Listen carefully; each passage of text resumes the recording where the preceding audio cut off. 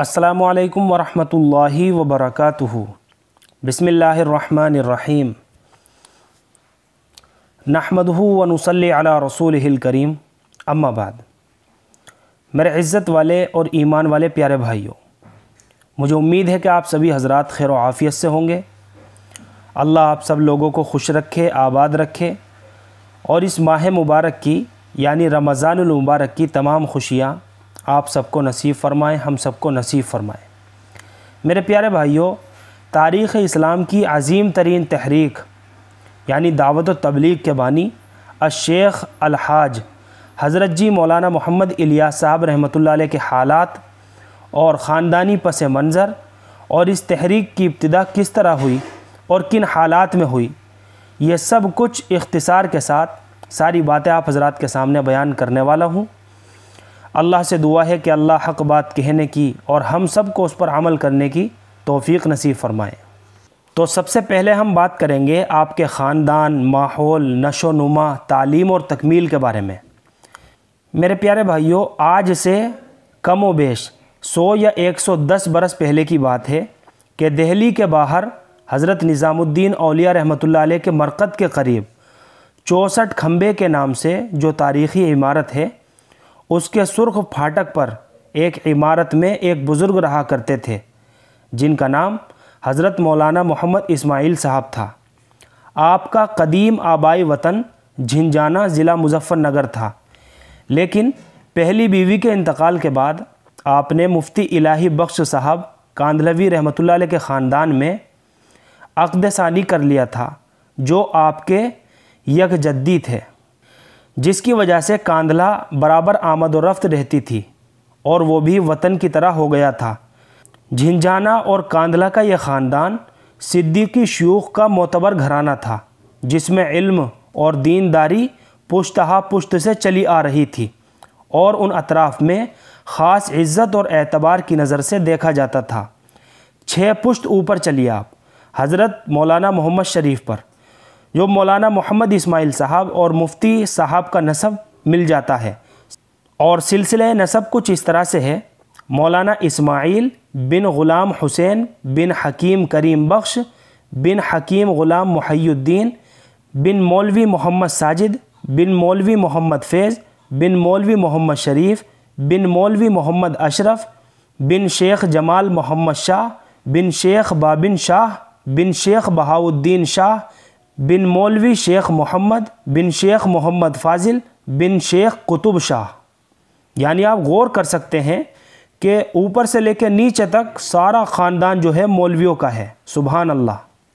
تو مفتی الہی بخش صاحب رحمۃ اللہ علیہ اور ان کا خاندان مفتی الہی بخش صاحب رحمۃ اللہ علیہ حضرت شاہ عبدالعزیز رحمۃ اللہ علیہ کے ممتاز ترین تلامذہ میں سے تھے، یعنی شاگردوں میں سے تھے۔ اپنے زمانے کے نامور صاحب فتاوی اور تدریس اور صاحب تصنیف بھی تھے، کامل طبیب تھے اور علوم عقلیہ اور نقلیہ میں اعلیٰ دستگاہ اور عربی فارسی اور اردو نظم پر استادانہ قدرت رکھتے تھے، جس کی شاہد ان کی شرح بانت سعاد ہے، جس میں حضرت کعب کے ہر عربی شعر کا ترجمہ عربی فارسی اور اردو شعر میں کیا ہے۔ عربی فارسی کی تقریباً 40 تصانیف یادگار ہیں، اور شیم الحبیب اور مثنوی مولانا روم کا تکملہ سب سے زیادہ مشہور ہے۔ تو مفتی صاحب رحمۃ اللہ علیہ حضرت شاہ عبدالعزیز صاحب رحمۃ اللہ علیہ سے بیعت تھے۔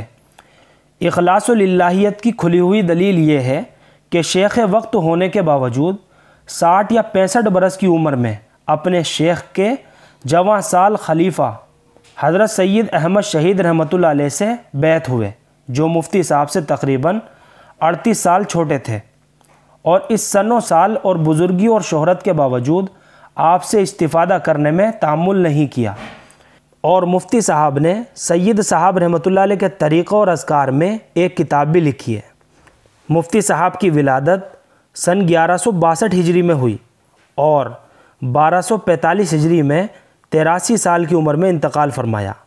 آپ کے صاحبزادے اور پوتے سب ذہین و ذکی، ذی علم اور باکمال اور صاحب وجاہت تھے۔ ذہن و ذکاوت، علم و ادب سے فطرت مناسبت اور خدا کی طرف انابت اس خاندان کی خصوصیات ہے۔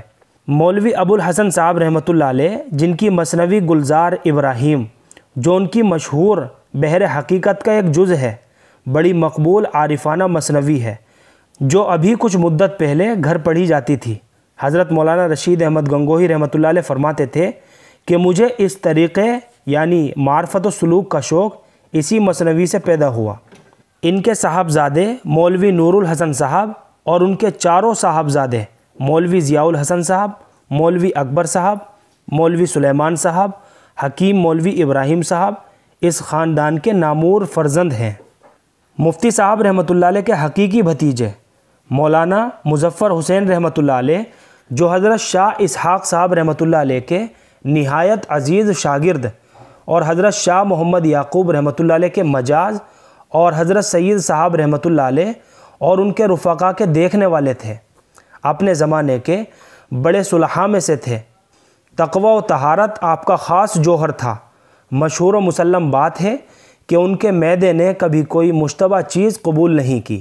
ان کی تواضع، استقامت اور نماز کے واقعات اور ان کے جوار و اطراف میں ابھی تک لوگوں کو یاد ہے اور وہ قرون اولیٰ کی یاد تازہ کرتے ہیں۔ مولانا مظفر حسین صاحب رحمۃ اللہ علیہ کی نواسی حضرت مولانا محمد اسماعیل صاحب کے عقد میں تھی۔ یہ آپ کا نکاح ثانی تھا جو رجب کے مہینے میں ہوا۔ حضرت مولانا اسماعیل صاحب رحمۃ اللہ علیہ مرزا الہی بخش صاحب کے بچوں کو پڑھاتے تھے، یعنی جو بہادر شاہ کے صمدی تھے۔ پھاٹک کے اوپر کے مکان میں رہتے تھے۔ متصل ہی ایک چھوٹی سی مسجد تھی جس کے سامنے مرزا الہی بخش صاحب کی نشست گاہ تھی، جس پر ٹین پڑا ہوا تھا۔ اسی بنا پر اس کو بنگلے والی مسجد کہتے تھے۔ حضرت مولانا اپنی زندگی عزت و گمنامی اور عبادت میں گزار رہے تھے۔ خود مرزا الہی بخش صاحب کو ان کے مرتبے کا احساس اس وقت ہوا جب مولانا کے مستجاب الدعوات ہونے کا ان کو ذاتی تجربہ ہوا۔ ذکر و عبادت کے آئے گئے مسافروں کی خدمت اور قرآن و مجید، دین کی تعلیم شب و روز کا ان کا مشغلہ تھا۔ خدمت و تواضع کا یہ عالم تھا کہ جو مزدور بوجھ لادے ہوئے پیاسے ادھر آ نکلتے، ان کا بوجھ اتار کر رکھتے، اپنے ہاتھ سے ڈول کھینچ کر ان کو پانی پلاتے تھے، پھر 2 رکعت نماز شکرانہ ادا کرتے کہ اللہ تو نے مجھے اپنے بندوں کی اس خدمت کی توفیق دی کہ میں اس قابل نہ تھا۔ عام اجتماع اور ہجوم کے زمانے میں پانی اور لوٹوں کا خاص اہتمام رکھتے اور رضائے الہی اور قرب خداوندی کا ذریعہ سمجھ کر خلق خدا کی راحت رسانی اور خدمت میں مشغول رہتے تھے۔ حضرت مولانا ہر وقت ذاکر و باخدا رہتے تھے۔ مختلف اوقات و حالات کے متعلق حدیث میں جو اذکار و اوراد آئے ہیں ان کی پابندی کرتے تھے، اور آپ کو اس طرح مرتبہ احسان حاصل تھا۔ ایک مرتبہ آپ نے حضرت مولانا رشید احمد صاحب گنگوہی رحمۃ اللہ علیہ سے طریق سلوک کے حصول کی خواہش کی۔ مولانا نے فرمایا کہ آپ کو اس کی حاجت نہیں، یعنی ضرورت نہیں۔ جو اس طریق اور ان ذکر و اذکار کا مقصود ہے وہ آپ کو حاصل ہے۔ اس کی مثال تو ایسی ہے کہ کوئی شخص قرآن مجید پڑھنے کے بعد یوں کہے کہ بغدادی قاعدہ میں نے نہیں پڑھا، اس کو بھی پڑھ لوں۔ حضرت مولانا کو قرآن مجید کی تلاوت اور ورد سے خاص شغف تھا۔ بڑی تمنا تھی کہ بکریاں چراتا رہوں اور قرآن پڑھتا رہوں۔ رات کو اس کا خاص اہتمام تھا کہ گھر والوں میں سے کوئی نہ کوئی جاگتا رہے۔ 12-1 بجے تک من جملہ صاحبزادے مولانا یحییٰ صاحب رحمۃ اللہ علیہ مطالعے میں مشغول رہتے۔ اس وقت مولانا اسماعیل صاحب رحمۃ اللہ علیہ بیدار ہو جاتے اور مولانا یحییٰ صاحب رحمۃ اللہ علیہ سو جاتے۔ پچھلے پہر بڑے صاحبزادے مولانا محمد صاحب رحمۃ اللہ علیہ کو بیدار کر دیتے، اور طبیعت اتنی صلح کل واقع ہوئی تھی کہ کسی کو آپ سے کوئی شکایت نہ تھی۔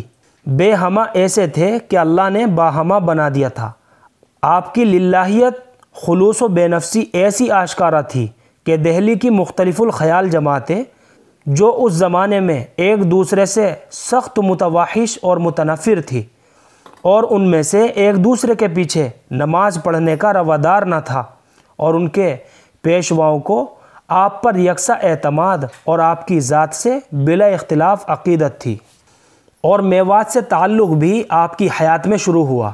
اس کی تاریخ یہ ہے کہ ایک مرتبہ آپ تلاش و فکر میں نکلے کہ کوئی مسلمان آتا جاتا نظر پڑے تو اس کو مسجد میں لے آئیں اور اس کے ساتھ جماعت سے نماز پڑھ لیں۔ چند مسلمان نظر آئے، ان سے پوچھا کہ کہاں جاتے ہو؟ انہوں نے کہا کہ مزدوری کے لیے۔ کہا کیا مزدوری ملے گی؟ پھر انہوں نے بتایا، فرمایا اگر اتنی مزدوری یہی مل جائے تو پھر جانے کی کیا ضرورت؟ انہوں نے منظور کر لیا۔ آپ ان کو مسجد لے آئے اور نماز سکھانے اور قرآن پڑھانے لگے، اور ہر دن مزدوری ان کو دیتے تھے اور ان کو پڑھنے سیکھنے میں مشغول رکھتے تھے۔ کچھ دنوں کے بعد نماز کی عادت پڑ گئی اور مزدوری چھوٹ گئی۔ یہ بنگلے والی مسجد کے مدرسے کی بنیاد تھی، اور یہ پہلے طالب علم تھے۔ اس کے بعد 10-12 میواتی طالب علم برابر مدرسے میں رہتے، اور ان کا کھانا مرزا الہی بخش مرحوم کے یہاں سے آتا تھا۔ اور پھر 4 شوال 1315 ہجری 26 فروری میں حضرت مولانا محمد اسماعیل صاحب نے انتقال فرمایا، اللہ مغفرت فرمائے۔ آپ نے دہلی شہر میں بہرام کے تراہے کی کھجور والی مسجد میں وفات پائی۔ مقبولیت عام کا اندازہ اس سے ہوگا کہ جنازے کے ساتھ چلنے والوں کا اتنا ہجوم تھا کہ جنازے میں دونوں طرف بلیاں بندھی ہوئی تھی تاکہ لوگوں کو کاندھا دینے میں سہولت ہو، مگر اس کے باوجود بہت سے لوگوں کو دہلی سے نظام الدین تک، جو تقریباً 3.5 میل ہے، کاندھا دینے کا بھی موقع نہیں ملا۔ اور جنازے میں مختلف جماعتوں کی بکثرت لوگ شریک تھے، اور مختلف العقیدہ اور مختلف الخیال مسلمان جو کم ایک جگہ مجتمع ہو سکتے تھے اس موقع پر مجتمع تھے۔ حضرت مولانا کے من جملہ صاحبزادے حضرت مولانا محمد یحییٰ صاحب رحمۃ اللہ علیہ فرماتے تھے کہ میرے بڑے بھائی حضرت مولانا محمد صاحب رحمۃ اللہ علیہ بڑے نرم مزاج اور متواضع بزرگ تھے۔ مجھے اندیشہ ہوا کہ کہیں وہ کسی بزرگ کی تواضع فرمائے اور نماز پڑھانے کے لیے ان کو اشارہ کر دیں، اور دوسری جماعت کے لوگ اور ان کے پیشوا کے پیچھے نماز پڑھیں۔ اس طرح اس موقع پر ایک نامناسب صورت پیش آئی، اس لیے میں خود آگے بڑھ گیا اور میں نے کہا کہ میں خود نماز پڑھاؤں گا۔ سب نے اطمینان کے ساتھ میرے پیچھے نماز پڑھی اور کوئی اختلاف اور انتشار پیدا نہیں ہوا، اور جنازے میں اتنا ہجوم اور ایسی کثرت تھی کہ لوگوں نے بار بار نماز پڑھی، جس کی وجہ سے دفن میں کچھ تاخیر ہوئی۔ اس عرصے میں ایک صاحب ادراک نے دیکھا کہ مولانا اسماعیل صاحب رحمۃ اللہ علیہ فرماتے ہیں کہ مجھے جلدی رخصت کر دو، میں بہت شرمندہ ہوں کہ حضور اکرم صلی اللہ علیہ وسلم صحابہ کے ساتھ میرا انتظار کر رہے ہیں۔ حضرت مولانا محمد اسماعیل صاحب رحمۃ اللہ علیہ کے 3 صاحبزادے تھے۔ پہلی بیوی سے مولانا محمد صاحب رحمۃ اللہ علیہ جو سب سے بڑے بھائی تھے اور اپنے والدین کے جانشین ہوئے۔ دوسری بیوی سے جو مولانا مظفر حسین صاحب رحمۃ اللہ علیہ کی نواسی تھی اور جن سے پہلی بیوی کے انتقال کے بعد نکاح کیا تھا۔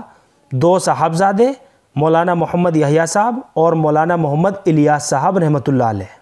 اب یہاں سے ہم حضرت مولانا الیاس صاحب رحمۃ اللہ علیہ کے بارے میں کل بات کریں گے، یعنی حضرت جی مولانا الیاس صاحب رحمۃ اللہ علیہ کی ولادت، آپ کا خاندان، ماحول، بچپن، اس بارے میں انشاءاللہ کل بات کریں گے۔ آپ حضرات سے ایک درخواست ہے کہ ابھی جن حضرات کی میں نے آپ کو باتیں بتائی ہیں، اپنی دعاؤں میں ان کو یاد رکھیں، ان کی مغفرت کی بال بال دعائیں کریں کہ اللہ مغفرت فرمائے، کیونکہ یہ ایسا گھرانہ ہے جن کو اللہ رب العزت نے اپنے دین کی خدمت کے لیے اور خصوصاً دعوت و تبلیغ کے لیے ان کا انتخاب کیا، ان کو چنا، ان کو پسند کیا۔ ان کو اپنی دعاؤں میں ضرور یاد رکھیں کہ اللہ پاک ہر ظالمین کے ظلم سے، شریروں کے شر سے، حاسدوں کے حسد سے، جلنے والوں کی جلن سے اللہ ان سب کی حفاظت فرمائے، اور خصوصاً پوری امت محمدیہ کی حفاظت فرمائے۔ اللہ ہم سب کو بھی 100% سنت و شریعت پر پابند فرمائے۔ فقط والسلام۔